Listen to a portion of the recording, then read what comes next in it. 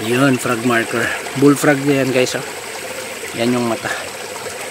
The frog always jumps to the south. So ang pinaka primary deposit niyan ay nasa south. Yan guys, oh. Frog, di ba? Yan yung mata niya. Yan, tapos opening na yan dyan. Pawawa. Yan, oh. Yan yung load niya. So ito yung big load na dala ng frog marker doon. Doon banda. Ito yung pinaka excellent marker. Shallow hole na may hole. Yan, oh. 1 inch lang talaga yan. Dito may test dig tayo dyan. Hindi mo na namin ginawang 5x5 kasi daanan to eh. So konting test dig lang muna. Ano makita natin dito? Ito yung frog. Yun, frog marker. Bullfrog yan guys, oh. Yan yung mata. Yan. So mapapansin nyo, may butas dyan sa harap. So ibig sabihin may deposit in front. Ito na yung tinesdig namin. Ito yung special deposit na hawak ng bullfrog. Dito. 9 feet lang yan guys. Yan. Yan, oh. Big load na big load. Dala niya. Ito yung linearity niya. May line yan dyan papunta doon. Pang! Big spot. Ito pang heart, directional. Heart yan. Directional papunta doon. Meron pa dito. Yan. Ito naman yung papunta doon. Parang sucker load to eh. May sucker load dito eh. Tingnan nyo guys. Oh. Napasukan na ng mga bato-bato pero malalim yan. Letter Y. Enter here. Bubuksan natin to. Tingnan natin baka may sucker load dyan sa likod ng frog. Ayan, ito pa guys. Ayan, oh. Kasya, 4 na daliri. Big load na big load. So ito guys. Sa harap ng frog, di ba meron siyang hawak na special deposit. Ito yung snakehead sa surface trail marker sa labas. So abangan nyo guys, ano yung mga HTM, hidden trail markers na nakuha namin dyan. So napakaganda. Merong snakehead confirmation sa HTM na sakto ang dig spot natin. Yan. So kapag mabilisan lang tayo. Kapag bullfrog or frog marker sa Japanese, ano ibig sabihin yan? The frog always jumps to the south. So ang pinaka primary deposit niyan ay nasa south. So etong dito sa harap niya, ito yung special deposit na dala niya. Pero ang primary deposit talaga niya na big load na hawak niya doon is nasa south. Yun. So kailangan nating hanapin, kapag alam natin anong ibig sabihin ng the frog always jumps to the south, hanapin natin yung fire element marker. Is either nakaukit sa bato or yung hugis ng bato mismo is fire element. Actually meron pa dito guys. Ito. On the spot na to. 3 bato. Box STM na ano. Tapos dito wizard na yan. Ito yung Buddha palm. Yan guys, so. Yan. Buddha palm yan. Ibig sabihin yan is on the spot. Meron dyan. Isang dig spot na din to. Nagamitan ko na. Na-detect na din. So meron yan. Linearity doon. May number 3 doon. Code 3. So saan ba yung fire element na bato na kailangan nating hanapin? Which is dala ng frog. Ang pinaka primary deposit niya. Andun guys, nahanap ko. Yan. Punta tayo dito. Yan, no. Kung makikita nyo yan, yung bato na yan, pointed upward yan. Matulis yan guys, halos hindi lang maklaro sa cellphone. Ang ibig sabihin yan, fire element sa elemental marker. Yan. Daan tayo. So sakto yung turo niya na the frog always jumps to the south. So hanapin natin ang fire element. So natagpuan ko na. So ibig sabihin, yung bato na yan, sa south niyan ang primary deposit ng frog. So punta tayo sa south. Dito guys. Actually na-test dig na namin to eh.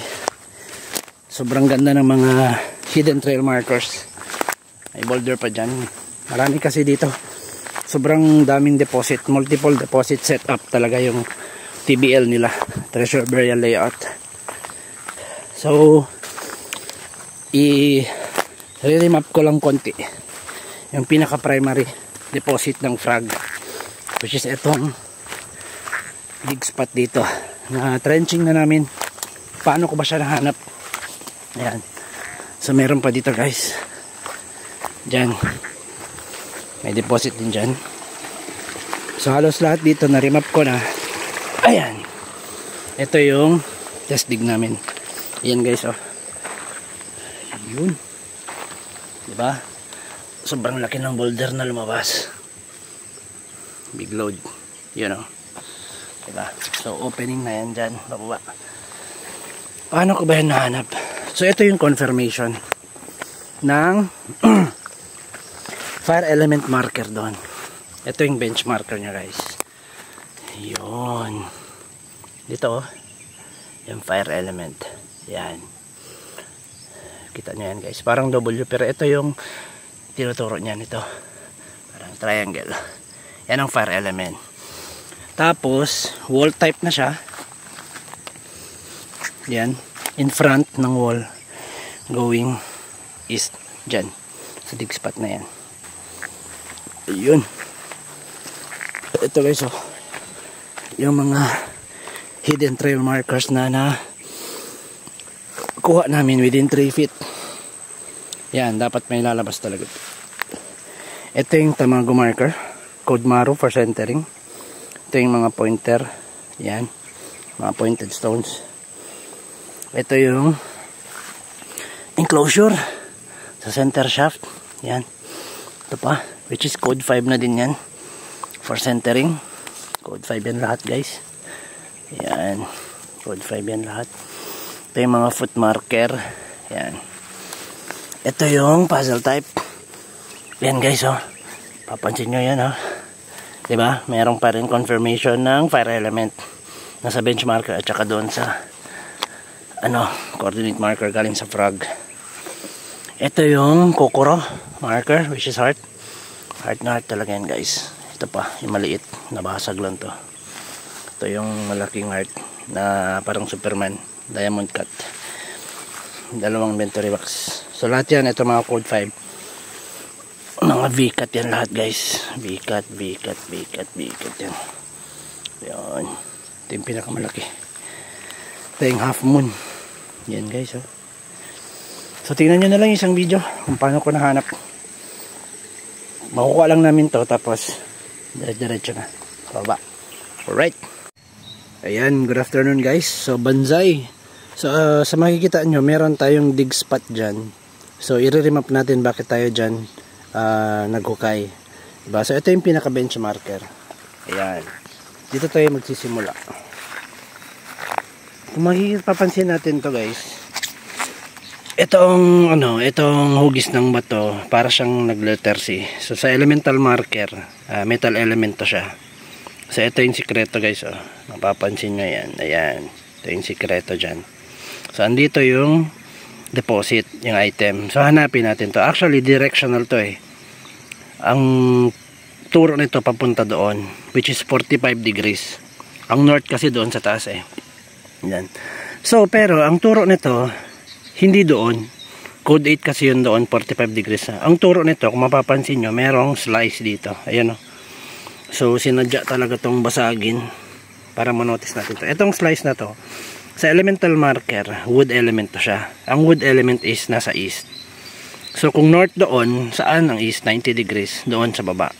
So ito yung tinuturo niya. So go east tayo. Yan. Napapansin nyo dito guys, tinabas to. So wall type na yan, punta doon sa east. Pero dito naman, wall type na din to. Nag letter Y na to dito, so ibig sabihin enter here. Meron pang isa dito, enter here. Yan, letter Y. So dalawang dala niya, ang isa pababa, ang isa dito. So on the spot na to actually. 1 yard lang, which is 3 feet. Kasi wall type na din to. Itong isa, itong malaking bato. Ayan. Kung dito tayo sa taas, heart yan guys. Ayan, oh. Tapos may tabas sa isang deposit. Ayan. Since wall type na siya, wall type na din itong isa. So hindi na tayo lalayo. Dito lang 1 yard, may deposit dyan. Ito yung pathway niya. Ayan, makita nyo. Letter Y na yan. Enter here. So dyan. Tapos, pointer na din to. Yan o. Yan, pointer na din yan. So dito lang. On the spot na to. Ito yung isa sa east. Ayan. Pwede yun. Ayan. So lock point niya yan. Ito lock point na din to. At the same time arrow na din siya. Broken stone to guys na binasag. Ayan o. Kita nyo. Ayan o. May point siya. May pointer siya. Yun. Binasag. So saan ang turo niyan? Dito.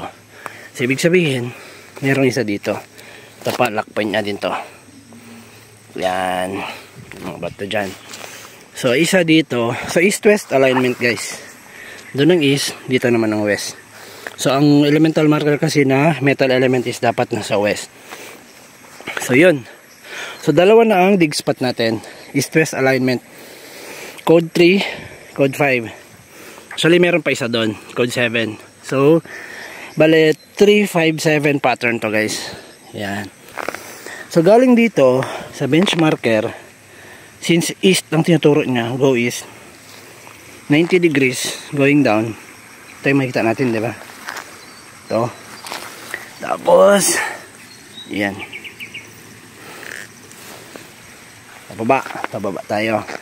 Ito naman box type. Box type na wall type na yan siya, directional, which is pointer na din going down. Pababa tayo. So dito baba tayo. Anong makita natin? Ito dalawa, which is pointer to guys. Yan o, pointer yan. Anong tinuturo niyan? Itong ba to? Yan, tayo dito. Ibig sabihin itong ba to nagsasabi na tumayo ka dito. Ang mapapansin natin dyan, parang hagdan. So ladder type to. 2 steps down. Isa, dalawa. Yun. Ito yung pinaka final coordinate marker natin. Last coordinate marker. Dalawang box type yan guys. May poops pa ng ano. So dalawang box yan na coordinate marker. Ito yung pinaka last na coordinate marker. Pointer dito, turo. Ito yung turo niya. Ito guys oh. Arrow eh. Ang turo niyan dig site. Ito pa. Ito yung pathway. Galing tayo sa taas. Going down, daan tayo dyan, pababa. So, sakto. Ito yung lock point. Bolt type na din to. Punta sa dig site. Ito lock point. Bolt type na naman. Punta sa dig site. Yun. So, given ang distance, galing dyan, 2 steps downward. Galing doon, diba? Isa, dalawa. Before the item. So 2 steps before the item. So kung galing tayo dito sa last coordinate marker, 2 yards or 2 steps bago ang dig site. Yun. So 6 feet lang yan guys, or 2 yards. Ito yung hinukay namin. Inuna namin to kasi medyo malaki. Dalawang box yung pinakalas na coordinate marker. Yun. So ito yung mga nakuha. Ito yung mga hidden trail markers within 3 feet under. So dapat may lalabas talaga ganito 3 feet. Pag trenching natin 3 feet pa lang kami, yun yung mga nahukay namin. At saka ito yung pinakamalaking boulder. Ayan. So opening na yan. Pababa. O yan. Meron pa yan dito guys. Ang laking hole yan. Tapos meron doon isang malaking hole which is yung perfect sabi nating excellent marker. Yung hole na may butas. Triangle yan guys, o tatlo. Yan. So kailangan lang namin makuha to. Tapos tuloy-tuloy na. Yun. So ito yung code 3. East-west alignment kasi to guys eh. 357 pattern. Yan. Whew. So abangan na lang natin ano yung makuha namin dito guys. Actually ito yung south nya, yung fire element, yung kawayan. Mapapansin nyo creek na yan. Sa north dapat water element, so dapat tubig. Ayan, so sa north nya dyan talaga dumadaan ng tubig sa north. Sakto. 315, tatamaan natin yung coordinate markers doon na bato. 135, may bato doon. 45 degrees for centering. May lock point dito na bato, malaki. 225 naman back azimuth. Itong pointer na bato, may puno. Kung wala ang puno, may bato pa rin. So ganun guys. So abangan natin. Medyo malaki to guys. 4x3 ang diameter. So ginamitan ko na ng jump wand. Okay na yan. So goods na yan. Lahat ng mga dig spot. So maraming dig spot dito. Actually itong area pa lang na to. 5 na ang dig spot. Alright. So banzai mga buddies. So good luck sa lahat ng mga nagte-treasure hunt. So i-apply lang natin yung military code of secrecy. What you see, what you hear, leave it here. Banzai.